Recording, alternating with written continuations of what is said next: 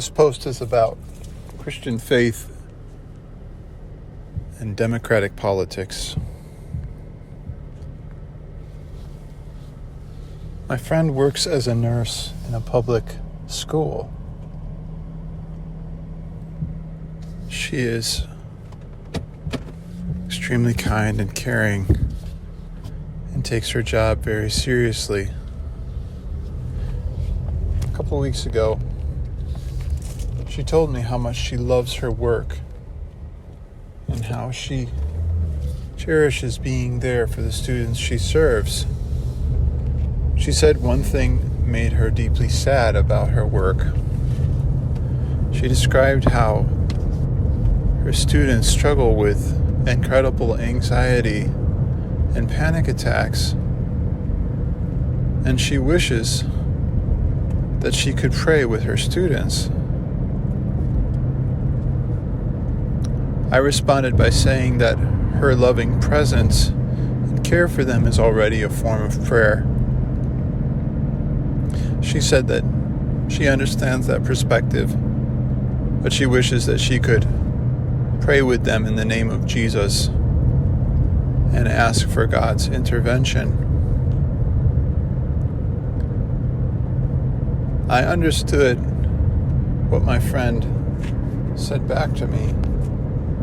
I too am a passionate follower of Jesus, and I appreciate it when people pray with me in my distress, and I am always available to pray with others in theirs. Still, I responded to my friend and said, I share your frustration, but I expect that you wouldn't want a Muslim nurse to pray with your children in the name of Allah. She said that that was true, and the conversation ended there. I've thought about the conversation several times since then. For me, it is a microcosm of why Christians have deeply Christian reasons to be deeply committed to democracy. This may be surprising and counterintuitive at first, but here's what I have in mind. Let's say that you are a passionate Muslim, that you have children, and that you want your children to grow up as Muslims. Or rather, let's say you're a passionate Christian, you have children, and you want your children to become passionate Christians. This is an entirely fair desire for one's children. But let's say a Muslim evangelizes your children in a public place, maybe at school, or in a medical facility, or in a sports activity. Before you know it, and with none of your permission, your child no longer holds to what you believe is true, and not only true, but the heart of a truly human life. I think Christians can understand how deeply disturbing, troubling this would be.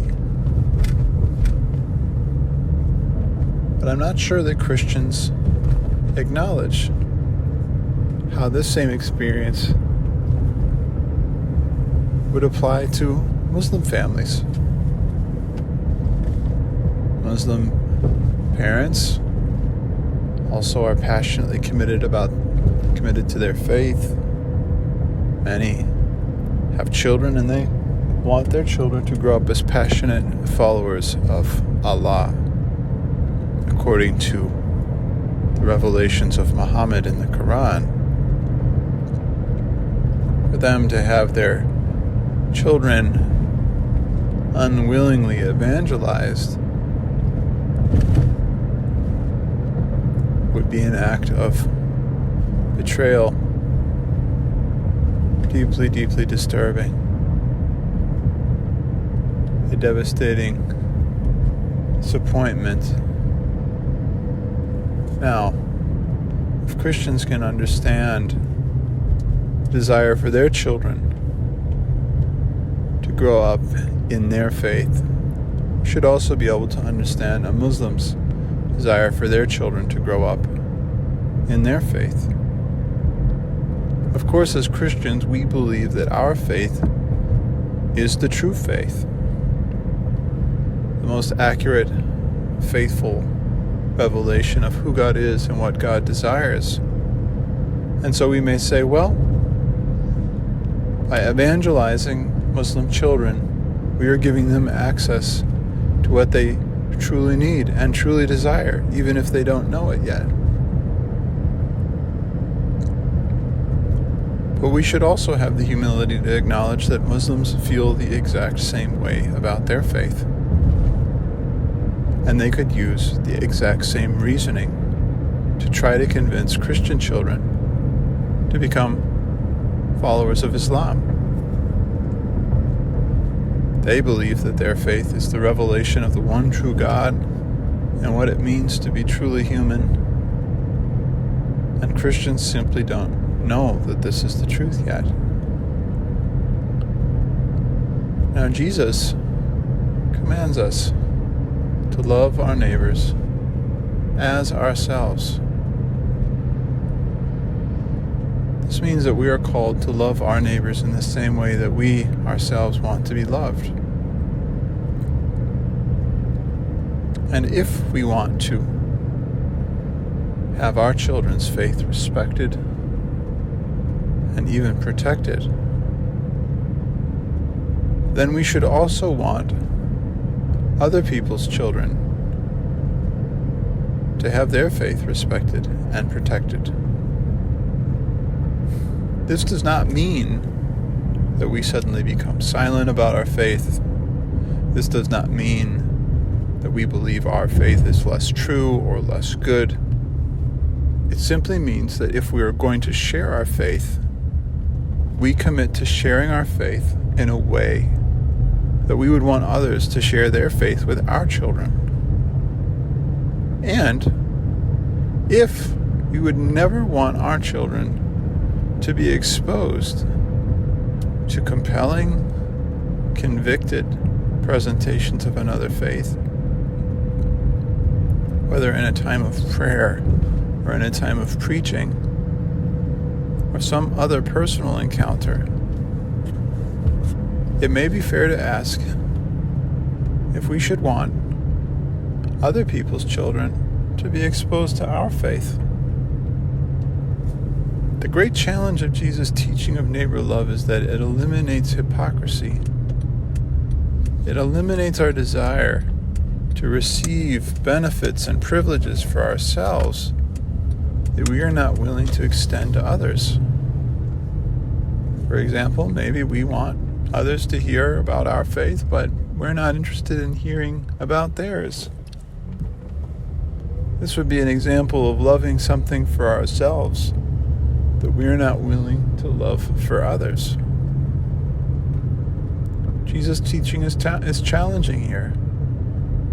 The irony is that loving our neighbors as ourselves may call us to share our faith in Jesus with more respect, with more sensitivity,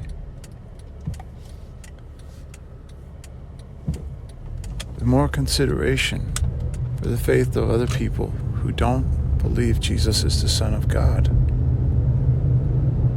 We don't do this for secular reasons or even pluralistic reasons. We do this for Christian reasons, to obey Jesus' command to love our neighbors as ourselves. But the outcome has a democratic implication. We choose to participate in a society where Christian nurses don't offer to pray with children having a panic attack in their school's office, in the same way that we don't want someone of another faith to pray with our children who may be in a time of distress and need. This is why I think that Christian faith and a democratic society are compatible with one another.